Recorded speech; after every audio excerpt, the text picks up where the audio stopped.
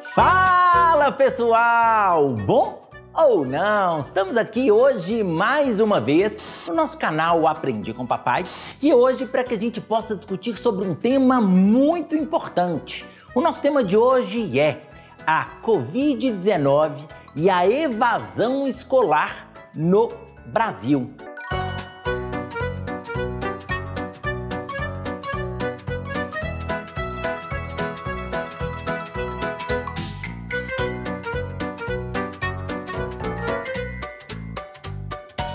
Gente, esse tema de hoje ele é muito relevante, principalmente porque nós temos uma relação muito clara entre a Covid-19 e a evasão escolar. É muito comum, inclusive, nas escolas, principalmente nas escolas públicas, que haja uma evasão escolar relacionada à questão da pandemia. É muito interessante que a gente consiga entender qual é a relação existente entre uma coisa e outra. Por que a pandemia pode fazer com que haja efetivamente uma grande evasão escolar? É isso que a gente vai discutir no vídeo de hoje. O que a gente vai colocar para esse tema especificamente como tese? A nossa tese será basicamente que a Covid aumenta e pode aumentar ainda mais a evasão escolar, o que nós sabemos que é um grande problema na sociedade brasileira. É muito importante que vocês tenham um primeiro argumento que faça a seguinte relação. A Covid, ela gerou uma grande interrupção das aulas presenciais. E essa interrupção das aulas presenciais, ela muitas vezes vai ser considerada algo negativo no que diz respeito a essa possibilidade da saída dos alunos das escolas. Levando em consideração, principalmente, que muitos dos alunos de escolas públicas não conseguiram outra forma de continuar estudando, muitos deles pararam de ter acesso aos conteúdos escolares, nós tivemos naturalmente um grande número de indivíduos que acabaram de certa forma desanimando em relação aos estudos. É interessante que você coloque como argumento também para essa discussão a questão da falta de inclusão digital. Devido ao fato de muitas pessoas não terem efetivamente acesso à internet, acesso aos conteúdos escolares por meio do ensino à distância, muitas pessoas acabaram desanimando em relação ao ensino, fazendo com que várias pessoas já abandonem a escola e a gente pode pensar também que no futuro nós temos uma sinalização para uma possível evasão maior ainda quando as aulas retornarem. Isso porque, dependendo da região do Brasil, nós tivemos alunos, principalmente de escolas públicas, que ficaram sem aulas desde o mês de março por causa da pandemia, mas muitas escolas nem chegaram a iniciar o ano por causa de greves em várias regiões do nosso país. E aí é muito importante a gente perceber que muitos alunos ficaram muito tempo sem aula, o que acaba gerando, de fato, um grande desânimo e uma possibilidade de desistência por parte desses estudantes, o que entraria também como um argumento no nosso texto. É muito importante também que você coloque na sua argumentação a questão do aumento da necessidade de recursos financeiros. O que eu quero dizer quando eu falo isso? Nós sabemos, gente, que a pandemia, ela não significa só isolamento. A pandemia significa crise econômica, crise política, crise social, crise financeira. Como consequência desse processo, muitas pessoas literalmente pararam de trabalhar. Muitas pessoas deixaram de ter recursos financeiros. E aí é muito comum que as crianças e os adolescentes que estariam em idade escolar, que eles começassem a buscar alternativas para conseguir sustentar economicamente os próprios lares. E muitas dessas pessoas, depois com o tempo naturalmente comprometido, não vão voltar a estudar e é um dos pontos que facilita de fato essa evasão escolar. Para esse tema é muito legal também que a gente traga vários repertórios socioculturais. Nós temos um repertório que é lamentável, porém muito importante, que é a questão do desemprego no Brasil. Não sei se você já viu esse dado. De acordo com o IBGE, a população brasileira chegou a 14,4% de desempregados. Esse é, gente, o maior índice desde que começaram as medições relacionadas ao desemprego no Brasil. Nós sabemos que, como consequência desse processo do desemprego, muitas vezes as famílias passam por grandes necessidades financeiras.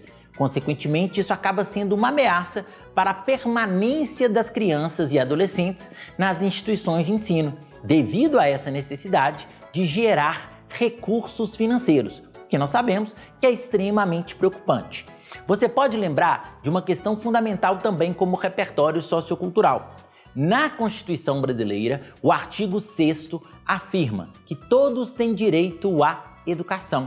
E é importante a gente pensar, com a evasão crescente, até que ponto vai ser possível a gente manter esse direito constitucional como uma garantia para as crianças e jovens no nosso país. É interessante que você coloque também, caso você queira, como repertório o artigo 205 da Constituição brasileira. O artigo 205, ele fala sobre educação e, ao detalhar a educação, ele fala que ela deve ser universal, ou seja, ela deve ser oferecida a todos os indivíduos de idade escolar e ela deve oferecer a cidadania, a formação profissional e o pleno desenvolvimento do indivíduo. É relevante a gente perceber que se o indivíduo está fora da escola em idade escolar, ele está deixando de ter benefícios muito importantes que seriam gerados pelo processo educacional, o que nós sabemos que é um grande problema, um grande desafio. Se você quiser discutir no seu texto, trazendo repertórios socioculturais relacionados a documentários, tem um repertório muito legal para você. É o documentário Nunca Me Sonharam. Esse documentário ele trata sobre a questão do processo educacional, principalmente mostrando quais são os desafios para as pessoas de classes baixas no Brasil. O documentário ele foi feito fora desse contexto de pandemia e ele já mostrava que indivíduos de classes baixas encontram vários problemas para se manter na escola e para ter ambições relacionadas ao mundo acadêmico. Imagina agora, nesse contexto de pandemia, o quão desafiador esse processo acaba sendo. Por que que fica tão difícil hoje a gente manter crianças e adolescentes na escola?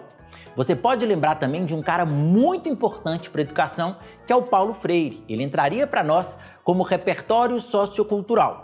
O Paulo Freire ele tem o conceito de educação transformadora.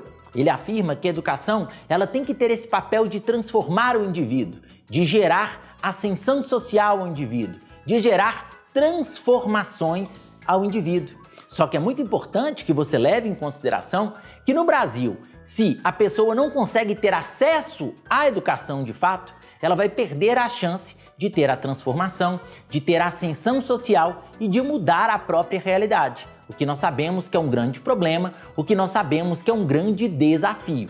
Pensando em todas essas questões, nós precisamos, claro, de propostas de intervenção. O que a gente pode usar para esse tema como proposta de intervenção?